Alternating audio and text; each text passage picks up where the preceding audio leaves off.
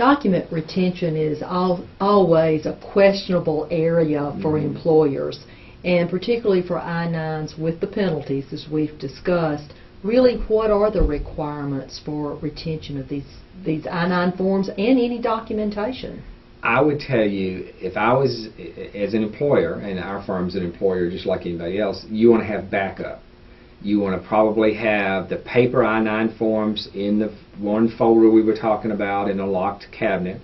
I would also be scanning my I-9s in electronically to have a backup.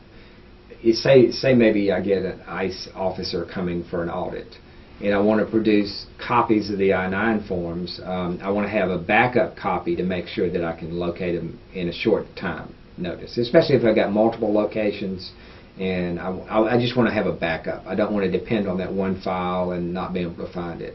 So, in fact, you are able to scan and load these in a computer. That does not violate any Privacy Act or any parts of this law. Not a bit.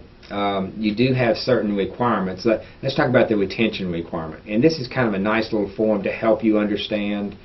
You have to retain an I-9 form for 3 years from the date it was filled out, completed, or from 1 year after the employee leaves you, whichever is longer. Say somebody has worked for me for 6 months. I've got to retain that I-9 form for 2 years and 6 months after they leave my employment. Say if they worked for me for 4 years, I've got to retain that I-9 for 1 year after they left my employment. Does that? It makes sense, okay. But it's just more paperwork to keep up with. That's why this form would be very valuable. And what you need to do as an employer is set up a form retention, because you don't really want to keep I-9s that are 10, 15 years old. To the extent that maybe you made errors on those I-9s that weren't corrected and things like that, but you need to have an internal retention policy that complies with the statutory requirement.